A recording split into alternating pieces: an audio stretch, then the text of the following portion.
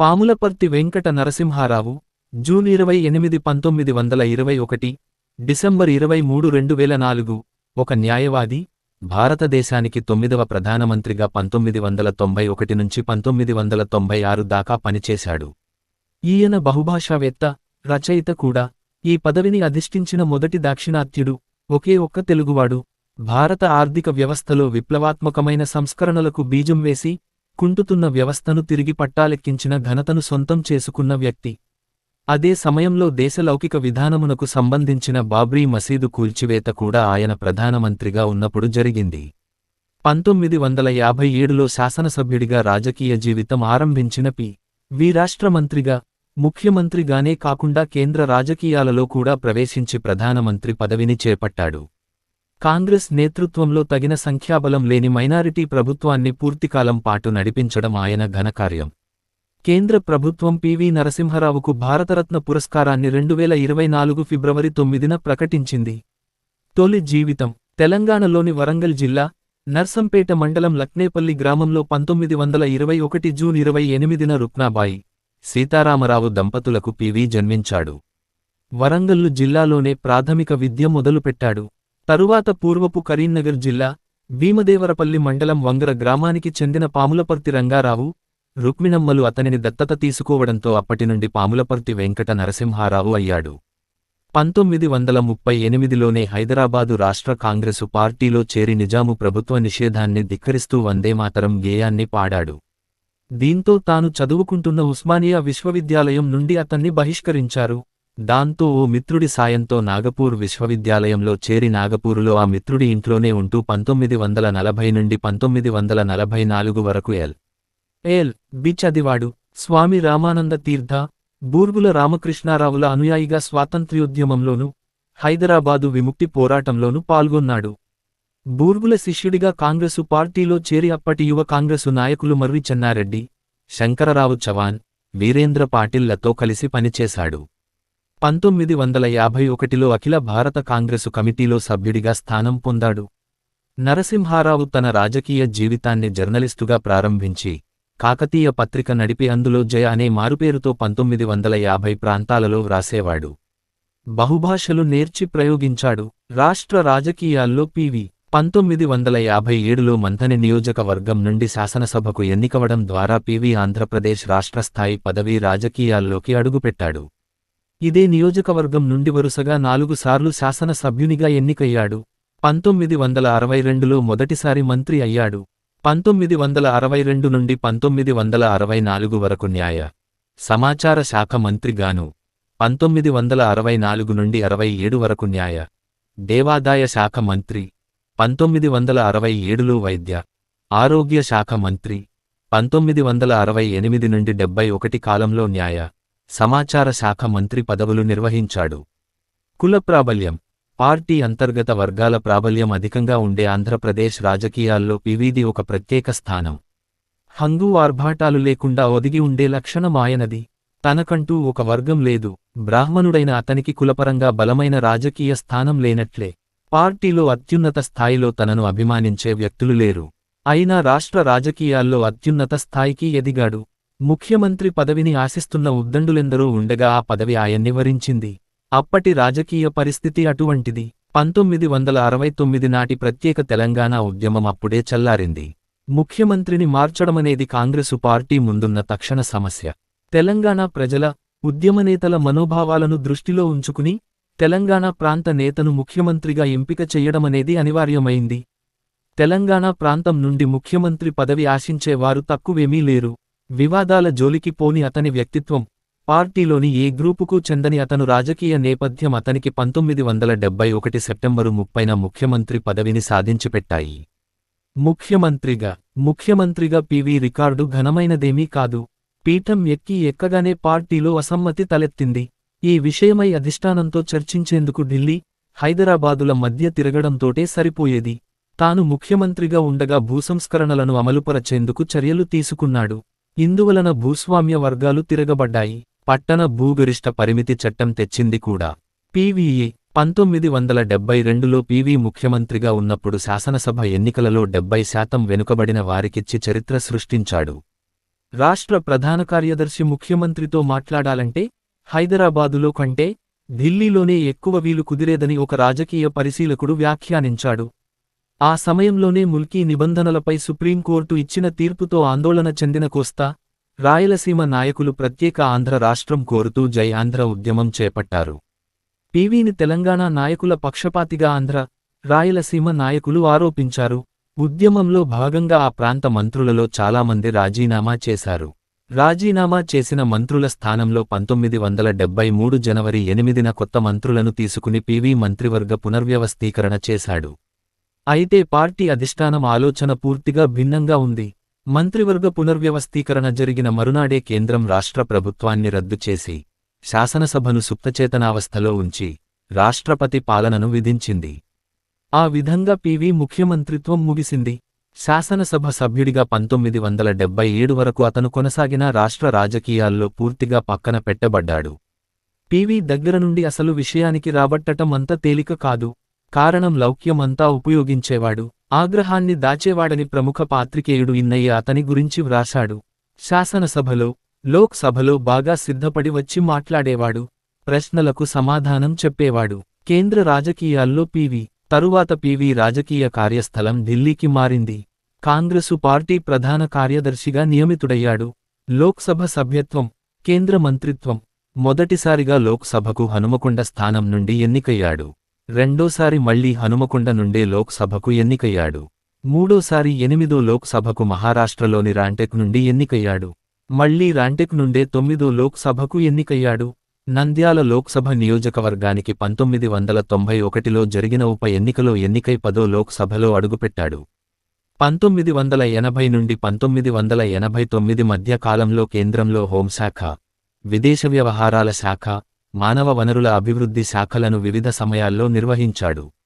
1983 అలీన దేశాల శిఖరాగ్ర సమావేశంలో స్పానిష్లో మాట్లాడి క్యూబా అధ్యక్షుడు ఫిడెల్ కాస్ట్రోను అబ్బురపరచాడు. ప్రధానమంత్రిగా పీవీ జాతీయ విజ్ఞాన కేంద్రం ప్రారంభోత్సవంలో ప్రసంగిస్తూ 1992 ఆయనకి ప్రధానమంత్రి పదవి అనుకోకుండా వరించింది. 1991 సార్వత్రిక ఎన్నికలలో పోటీ చెయ్యకుండా దాదాపుగా రాజకీయ సన్యాసం తీసుకున్నాడు. ఆ సమయంలో రాజీవ్ గాంధీ హత్య కారణంగా కాంగ్రెసు పార్టీకి నాయకుడు లేకుండా పోయాడు. ఆ సమయంలో తనకంటూ ప్రత్యేక గ్రూపు లేని పీవీ అందరికీ ఆమోదయోగ్యుడుగా కనపడ్డాడు. వానప్రస్థం నుండి తిరిగివచ్చి ప్రధానమంత్రిగా బాధ్యతలు స్వీకరించాడు. ఆంధ్రప్రదేశ్లోని నంద్యాల లోక్సభ నియోజకవర్గం నుండి గంగుల ప్రతాపరెడ్డిచే రాజీనామా చేయించి, అక్కడి ఉప ఎన్నికలో గెలిచి, పీవీ లోక్సభలో అడుగుపెట్టాడు. సాటి తెలుగువాడు ప్రధాని అవుతున్నాడని నంద్యాల పార్లమెంట్ సీటుకు జరిగిన ఉప ఎన్నికలలో ఎన్.టి. రామారావు అతనుపై తెలుగుదేశం అభ్యర్థిని పోటీలో పెట్టలేదు. అయితే ప్రభుత్వానికి, కాంగ్రెసు పార్టీకి అది చాలా క్లిష్ట సమయం. ప్రభుత్వానికి సంపూర్ణ మెజారిటీ లేని పరిస్థితి. సహజ సిద్ధంగా ఉన్న తెలివితేటలు, కేంద్రంలో వివిధ మంత్రిత్వ శాఖల్లో అతనుకు ఉన్న అపార అనుభవం అతనుకు ఈ క్లిష్ట సమయంలో తోడ్పడ్డాయి. 5 సంవత్సరాల పరిపాలనా కాలాన్ని పూర్తి చేసుకున్న ప్రధానమంత్రుల్లో నెహ్రూ, గాంధీ కుటుంబంబాల బయటి మొదటి వ్యక్తి పీవీఏ. మైనారిటీ ప్రభుత్వానికి నేతృత్వం వహిస్తూ కూడా ఇది సాధించడం అతను రాజనీతికి, చాకచక్యానికి నిదర్శనం. అందుకే అతనుని అపర చాణక్యుడు అని అన్నారు. అందుకు అతను అనుసరించిన కొన్ని విధానాలు వివాదాస్పదం అయ్యాయి కూడా. పీవీ విజయాలు. పీవీ ప్రధానమంత్రిగా ఉన్న కాలంలో భారత రాజకీయ, ఆర్థిక, సామాజిక వ్యవస్థలలో ఎన్నో గొప్ప మలుపులు, పరిణామాలు చోటు చేసుకున్నాయి. ఎన్నో అవినీతి ఆరోపణలు ప్రభుత్వాన్ని, పీవీని చుట్టుముట్టాయి. దివాలా తీసే స్థాయికి చేరుకున్న ఆర్థిక వ్యవస్థకు పునరుజ్జీవం కల్పించేందుకు, సంస్కరణలకు బీజం వేశాడు. తన ఆర్థిక మంత్రి మన్మోహన్ సింగ్కు స్వేచ్ఛనిచ్చి, సంస్కరణలకు ఊతమిచ్చాడు. ఆ సంస్కరణల పర్యవసానమే ఆ తరువాతి కాలంలో భారత ఆర్థిక వ్యవస్థ సాధించిన అద్భుతమైన అభివృద్ధి. అందుకే పీవీని ఆర్థిక సంస్కరణల పితామహుడిగా పేర్కొంటారు. పంజాబు తీవ్రవాదాన్ని విజయవంతంగా అణచివేసిన ఘనత పీవీ ప్రభుత్వానిదే. కాశ్మీరు తీవ్రవాదులు ప్రముఖులను అపహరించినప్పుడు వారి డిమాండ్లకు లొంగకుండా ప్రముఖులను విడిపించిన ఘనత కూడా పీవీదే. ఇజ్రాయిల్తో దౌత్య సంబంధాలు, తీవ్రవాదానికి పాకిస్తాను ఇస్తున్న ప్రోత్సాహాన్ని బయటపెట్టి ప్రపంచ దేశాల్లో చర్చకు పెట్టడం, ఆగ్నేయాసియా దేశాలతో సంబంధాలు పెంచుకోవడం, చైనా, ఇరానులతో సంబంధాలు పెంచుకోవడం వంటివి విదేశీ సంబంధాల్లో పీవీ ప్రభుత్వం సాధించిన అనేక విజయాల్లో కొన్ని. 1998లో వాజపేయి ప్రభుత్వం జరిపిన అణుపరీక్షల కార్యక్రమాన్ని మొదలుపెట్టింది పివి ప్రభుత్వమే. అతను కాలంలోనే బాంబు తయారైంది. ఈ విషయాన్ని స్వయంగా వాజపేయే ప్రకటించాడు. పివిపై విమర్శ. పివి తన జీవితంలో ఎదుర్కొన్న వివాదాలు, అవినీతి ఆరోపణలు దాదాపుగా అన్నీ అతను ప్రధానమంత్రిగా ఉన్న కాలంలో జరిగిన సంఘటనల పర్యవసానాలే. 1994లో లోక్సభలో అవిశ్వాస తీర్మాన గండం నుండి తన మైనారిటీ ప్రభుత్వాన్ని గట్టెక్కించడానికి వక్ర మార్గాలను అనుసరించారని విమర్శలు ఉన్నాయి. 1992 డిసెంబర్ 6న అయోధ్యలో బాబరీ మసీదును కూలగొట్టిన సంఘటన అతను 5 ఏళ్ల పాలనలోనూ జరిగిన అత్యంత పెద్ద సంఘటన. దాన్ని కాపాడలేకపోవడం అతను వైఫల్యాల్లో అతిపెద్దది. సాధువులకు, బాబాలకు అతను సన్నిహితంగా ఉండేవాడు.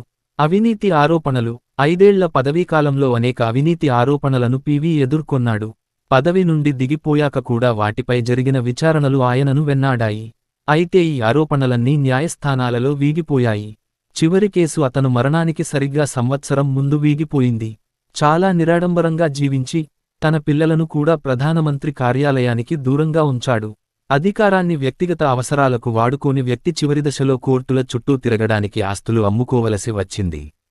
అతను ఎదుర్కొన్న అవినీతి ఆరోపణలు. జార్ఖండ్ ముక్తి మోర్చా అవినీతి కేసు. పార్లమెంటులో మెజారిటీ సాధనకై జార్ఖండ్ ముక్తి మోర్చా సభ్యులకు లంచాలు ఇచ్చాడనే ఆరోపణ ఇది. ఈ ఆరోపణలను విచారించిన ప్రత్యేక కోర్టు జడ్జి అజిత్ భరిహోక్ 2000 సెప్టెంబరు 29న పివిని ఈ కేసులో దోషిగా తీర్పునిచ్చాడు. నేరస్తుడిగా కోర్టుచే నిర్ధారించబడిన మొట్టమొదటి మాజీ ప్రధానమంత్రి పివి. అయితే ఢిల్లీ హైకోర్టు ఈ కేసును కొట్టివేసింది. Saint Kitts forgery case. 1989లో బోఫోర్స్ అవినీతిపై రాజీవ్ గాంధీతో విభేదించి, ప్రభుత్వం నుండి, పార్టీ నుండి బయటకు వచ్చేసినవి. పి. సింగ్ను అప్రదిష్ట పాల్జేసేందుకు, కుమారుడు అజయ్ సింగ్ను ఇరికించేందుకు ఫోర్జరీ సంతకాలతో సెయింట్ కిట్స్ ద్వీపంలో ఒక బ్యాంకులో అకౌంటు తెరిచిన కేసది. లఖుభాయి పాఠక్ కేసు. లఖుభాయి పాఠక్ అనే పచ్చళ్ల వ్యాపారి ప్రభుత్వంతో ఏదో ఒప్పందాలు కుదుర్చుకునేందుకై పివికి సన్నిహితుడైన చంద్రస్వామికి డబ్బిచ్చానని ఆరోపించాడు. పై 3 కేసుల్లోనూ పివి నిర్దోషిగా పైకోర్టులు తీర్పిచ్చాయి. ఈ 3 కాక స్టాక్ మార్కెట్ కుంభకోణం నిందితుడు హర్షద్ మెహతా తాను సూట్కేసులతో పివికి డబ్బిచ్చానని ఆరోపించాడు. అయితే అవి నిరాధారాలని తేలింది. సాహితీ కృషి. రాజకీయాల్లో తీరిక లేకుండా ఉన్న పివి తన ఇతర వ్యాసంగాలను వదిలిపెట్టలేదు. తనకు ప్రియమైన సాహిత్య కృషి, కంప్యూటరును ఉపయోగించడం వంటి పనులు చేస్తూనే ఉండేవాడు. కంప్యూటరును ఉపయోగించడంలో పివి ముందంజలో ఉండేవాడు. అతను చేసిన సాహిత్య కృషికి గుర్తింపుగా సాహిత్య అకాడమీ పురస్కారాన్ని కూడా అందుకున్నాడు. అతను రచనల్లో ప్రఖ్యాతి చెందినది ఇన్సైడర్ అనే అతను ఆత్మకథ. లోపలి మనిషిగా ఇది తెలుగులోకి అనువాదమైంది. నరసింహారావు బహుభాషా కోవిదుడు. ఇంగ్లీషు, హిందీయే కాక అనేక దక్షిణాది భాషలు, మొత్తం 17 భాషలు వచ్చు. కోబాల్, బేసిక్, యునిక్స్ ప్రోగ్రామింగ్ వంటి మెషీను భాషలలో కూడా ప్రవేశం ఉంది. అతను రచనలు. సహస్రఫన్. విశ్వనాథ సత్యనారాయణ వ్రాసిన వేయిపడగలకు హిందీ అనువాదం చేశారు. ఈ పుస్తకానికై పివికి కేంద్ర సాహిత్య అకాడమీ బహుమతి వచ్చింది. అబల జీవితం. పన్ లక్షత్ కోన్ ఘతో అనే మరాఠీ పుస్తకానికి తెలుగు అనువాదం. ఇన్సైడర్. అతను రచించిన ఆత్మకథాత్మక నవల. దీనిలోని ఘట్టాలకు పివి ముఖ్యమంత్రి పదవి నుంచి దిగిపోయేంతవరకు అతను జీవిత ఘట్టాలకు చాలా పోలిక ఉంది. నవలలోని కథానాయక పాత్ర ఆనంద్ పివి నరసింహారావేనని విమర్శకులు భావించారు. ఇందులో జాతీయ స్థాయి నాయకుల పాత్రలు నిజపాత్రలు పెట్టి, రాష్ట్ర నాయకుల పాత్రలకు పేర్లు మార్చారు. ఈ బృహన్నవల వివిధ భాషల్లోకి అనువాదమైంది. తెలుగులోకి లోపలి మనిషిగా అనువాదం అయింది. ప్రముఖ రచయిత్రి జయప్రభ కవిత్వాన్ని ఆంగ్లంలోకి అనువదించాడు. తెలంగాణ సాయుధ పోరాట నేపథ్యంలో గొల్ల రామవ్వ కథ విజయ కలంపేరుతో కాకతీయ పత్రికలో 1949లో ప్రచురితమైంది. 1995లో విస్మృత కథ సంకలనంలో ప్రచురించబడేప్పుడు కథారచయిత శ్రీపతి చొరవ పరిశోధనలతో ఇది పి. వి. నరసింహారావు రచనగా నిర్ధారణ అయింది. ఇవేగాక మరెన్నో వ్యాసాలు కలంపేరుతో వ్రాసాడు. కాంగ్రెసువాది పేరుతో 1989లో మెయిన్ స్ట్రీమ్ పత్రికలో వ్రాసిన ఒక వ్యాసంలో రాజీవ్ గాంధీ పాలనను విమర్శించాడు. 1995లో ఆ విషయానికి ఫ్రంట్లైన్ పత్రిక ద్వారా వెలుగులోకి వచ్చింది. వ్యక్తిగత జీవితం. నరసింహారావు సత్యమ్మరావును వివాహం చేసుకున్నాడు. సత్యమ్మరావు 1970 జూలై 1న మరణించింది. వారికి 3 కుమారులు, 5 కుమార్తెలు ఉన్నారు. పెద్ద కుమారుడు పి. వి. రంగారావు. మాజీ ముఖ్యమంత్రి కోట్ల విజయ భాస్కర రెడ్డి మంత్రివర్గంలో విద్యామంత్రిగా, వరంగల్ జిల్లాలోని హనమకొండ అసెంబ్లీ నియోజకవర్గం నుండి ఎమ్మెల్యేగా 2 పర్యాయాలు పనిచేశాడు. రెండవ కుమారుడు పి.వి. రాజేశ్వరరావు సికింద్రాబాదు లోక్సభ నియోజకవర్గం నుండి 11వ లోక్సభ 1996 మే 15, 1997 డిసెంబర్ 4 పార్లమెంటు సభ్యుడిగా ఉన్నాడు. కూతురు సురభివాణి దేవి చిత్రకారిణిగా, విద్యావేత్తగా, సామాజిక కార్యకర్తగా పనిచేస్తున్నది. 2021 మార్చిలో జరిగిన మహబూబ్నగర్, రంగారెడ్డి, హైదరాబాద్ పట్టభద్రుల ఎమ్మెల్సీగా గెలుపొందింది. మరణం. తన ఆత్మకథ 2వ భాగం రాసే ఉద్దేశం అతనుకు ఉండేది. ఆ కార్యం నెరవేరకుండానే 2004 డిసెంబర్ 23న పి.వి. నరసింహారావు కన్నుమూశాడు. అంత్యక్రియలపై సందిగ్ధం, అవమానం. పి.వి. నరసింహారావు మరణించిన తర్వాత అతని కుటుంబం అంత్యక్రియలు న్యూఢిల్లీలో ప్రభుత్వ లాంఛనాలతో జరగాలని కోరుకుంది. అంతకుముందు మరణించిన భారత మాజీ ప్రధానులందరి ప్రభుత్వ లాంఛనాలతో అంత్యక్రియలు న్యూఢిల్లీలో జరగడం, వారికి అక్కడ ఒక స్మృతి చిహ్నం ఏర్పాటు చేయడం సాధారణంగా జరిగేది. కానీ అప్పటి కాంగ్రెస్ అధ్యక్షురాలు, యూపీఏ సమన్వయకర్త సోనియాగాంధీకి ఇష్టం లేకపోవడంతో అప్పటి ఆంధ్రప్రదేశ్ ముఖ్యమంత్రి వై.ఎస్. రాజశేఖరరెడ్డి పి.వి. నరసింహారావు కుటుంబ సభ్యులను ఢిల్లీలో కాకుండా పి.వి. అంత్యక్రియలు హైదరాబాద్లో జరగడానికి ఒప్పించారు. ఢిల్లీ నుంచి పి.వి. నరసింహారావు భౌతిక కాయాన్ని హైదరాబాద్ తీసుకువచ్చే క్రమంలో కొద్దిసేపు కాంగ్రెస్ కార్యాలయంలో అభిమానుల సందర్శనార్థం ఉంచాలన్నా అనుమతించలేదు. హుస్సేన్ సాగర్ తీరంలో అతని అంత్యక్రియలు ప్రభుత్వ లాంఛనాలతో చేశారు. అయితే శవం సగమే కాలిందని, అర్ధరాత్రి కుక్కలు శవాన్ని బయటకు లాగాయని టీవీ ఛానళ్లు వీడియోలు ప్రదర్శించాయి. వార్తలు వచ్చాయి. పి.వి.కి సన్నిహితుడైన సీనియర్ ఐఏఎస్ అధికారి పివిఆర్.కె. ప్రసాద్ దీనిని ఖండించారు. అతను దేహం సగం కాలిన స్థితిలో వదిలివేయబడింది అన్నది నిజం కాదు. శరీరం పూర్తిగా కాలింది. కాకపోతే కాలిపోయిన శరీరపు బూడిద అదే ఆకారంగా కనబడింది. ప్రజల మనస్సులో అదే ఉండిపోయింది. ఏమైనా అతను మృతదేహాన్ని బలవంతంగా హైదరాబాదుకు పంపించారని, ఢిల్లీలో కాంగ్రెస్ కార్యాలయంలోకి అడుగుపెట్టనివ్వలేదని ప్రజలందరికీ తెలిసిన విషయమే. పి.వి. శరీరం సగమే కాలిందన్న భావన అతనుకు జరిగిన అన్యాయం పట్ల ప్రజల ఆగ్రహానికి సూచిక మాత్రమే అని అన్నారు. పురస్కారాలు, స్మృతి చిహ్నాలు. పి.వి. నరసింహారావు ఎక్స్ప్రెస్ రహదారి. పి.వి. నరసింహారావుకు 2024 ఫిబ్రవరి 9న కేంద్ర ప్రభుత్వం భారతరత్న పురస్కారం ప్రకటించింది. పి.వి. నరసింహారావు స్మృత్యర్థం హైదరాబాదులో భారతదేశంలోనే అతిపెద్ద ఫ్లైఓవర్కు పి.వి. నరసింహారావు ఎక్స్ప్రెస్ వే అని పేరు పెట్టారు. ఇది 2009 అక్టోబరు 19న ప్రారంభం అయ్యింది. దీనిని మెహదీపట్నం నుంచి ఆరాంఘర్ వరకు నిర్మించారు. శంషాబాద్ విమానాశ్రయం ప్రయాణీకులను దృష్టిలో ఉంచుకుని దీనిని నిర్మించారు. పుస్తకాలు. పి.వి. జీవితచరిత్రపై హాఫ్ లయన్ అనే పుస్తకం వినయ్ సీతాపతి రాశాడు. ఇది 2016లో విడుదలైంది. 2016 జూన్ 27న హాఫ్ లయన్ పుస్తకం విడుదల. హమీద్ అన్సారీ ద్వారా. జైరాం రమేష్ రచించిన టు ద బ్రింక్ మరియు బ్యాక్ ఇండియాస్ 1991 స్టోరీలో ప్రధానంగా భారతదేశ ఆర్థిక సంస్కరణలు నరసింహారావు నేతృత్వంలో ఎలా రూపుదిద్దుకున్నాయో చర్చింపబడింది. పి.వి. నిర్వహించిన పదవులు. కాలం పదవి 1951 అఖిల భారత కాంగ్రెస్ కమిటీ సభ్యత్వం, 1957 నుండి 77 ఆంధ్రప్రదేశ్ శాసనసభ సభ్యత్వం, 1962 నుండి 64 ఆంధ్రప్రదేశ్ న్యాయ, సమాచార శాఖ మంత్రి, 1964 నుండి 67 ఆంధ్రప్రదేశ్ న్యాయ, దేవాదాయ శాఖ మంత్రి, 1967 ఆంధ్రప్రదేశ్ వైద్య, ఆరోగ్య శాఖ మంత్రి, 1968 నుండి 71 ఆంధ్రప్రదేశ్ న్యాయ, సమాచార శాఖ మంత్రి, 1971 నుండి 73 ఆంధ్ర ప్రదేశ్ ముఖ్యమంత్రి, 1977 లోక్సభ సభ్యత్వం, 1980 లోక్సభ సభ్యత్వం, 1980 జనవరి - 1984 జూలై కేంద్ర విదేశ వ్యవహారాల మంత్రి, 1984 జూలై - 1984 డిసెంబర్ కేంద్ర హోం శాఖ మంత్రి, 1984 లోక్సభ సభ్యత్వం మూడోసారి, 1984 నవంబరు - 1985 ఫిబ్రవరి భారత ప్రణాళికా శాఖ మంత్రి, ప్రణాళికా సంఘం ఉపాధ్యక్షుడు, 1985 జనవరి - 1985 సెప్టెంబరు కేంద్ర రక్షణ శాఖ మంత్రి, 1985 సెప్టెంబరు 1988 జూన్ కేంద్ర మానవ వనరుల అభివృద్ధి శాఖ మంత్రి, 1986 జూలై 1988 ఫిబ్రవరి కేంద్ర ఆరోగ్యం, కుటుంబ సంక్షేమ శాఖ మంత్రి. 1988 జూన్ -1989 డిసెంబర్ విదేశ వ్యవహారాల శాఖ మంత్రి. 1989 లోక్సభ సభ్యత్వం 4సారి. 1991 మే 29, 1996 కాంగ్రెసు పార్టీ అధ్యక్షుడు.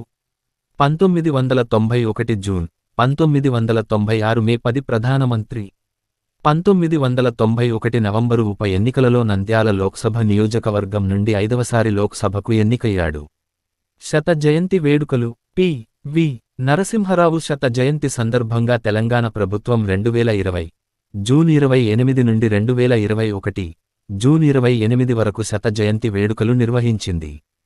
హైదరాబాద్ నెక్లెస్ రోడ్లోని పి.వి. జ్ఞానభూమిలో 2020 జూన్ 28 ఆదివారం నాడు తెలంగాణ ముఖ్యమంత్రి కేసీఆర్ పి.వి. శతజయంతి ఉత్సవాలను ప్రారంభించాడు. రాష్ట్ర వ్యాప్తంగా ఇతర 50 దేశాలలో ఈ ఉత్సవాలను నిర్వహించారు. పి.వి. నరసింహరావు శత జయంతి సమీక్ష సమావేశములో తెలంగాణ రాష్ట్ర ముఖ్యమంత్రి పి.వి. నరసింహరావుకు భారతరత్న ఇవ్వాలని, వారి చిత్రపటమును పార్లమెంటులో పెట్టాలని, వారు నెలకొల్పిన కేంద్రీయ యూనివర్సిటీకి పి.వి. నరసింహరావు పేరు పెట్టాలని అసెంబ్లీలో తీర్మానం చేసి కేంద్ర ప్రభుత్వమునకు పంపుటము జరుగుతుందని పేర్కొన్నారు. పి.వి. జన్మించిన లక్నెపల్లి, పెరిగిన వంగర గ్రామాల్ని పర్యాటక ప్రాంతాలుగా తీర్చిదిద్దారు. పి.వి. నరసింహారావు గారికి జయంతి సందర్భంగా 2021 జూన్ 28న హుస్సేన్ సాగర్ సమీపంలోని నెక్లెస్ రోడ్డులో ఏర్పాటు చేసిన 26 అడుగుల పి.వి. నరసింహారావు కాంస్య విగ్రహాన్ని, ఆయనకు నివాళిగా ప్రచురితమైన 9 పుస్తకాలను గవర్నర్ తమిళిసై సౌందర్ రాజన్, ముఖ్యమంత్రి కల్వకుంట్ల చంద్రశేఖరరావు ఆవిష్కరించారు. వరంగల్లోని కాకతీయ యూనివర్సిటీలో పి.వి. విద్యాపీఠాన్ని ఏర్పాటు చేస్తామని ముఖ్యమంత్రి కేసీఆర్ ప్రకటించాడు. నెక్లెస్ రోడ్ పేరును పి.వి. మార్గ్గా ప్రభుత్వం మార్చింది.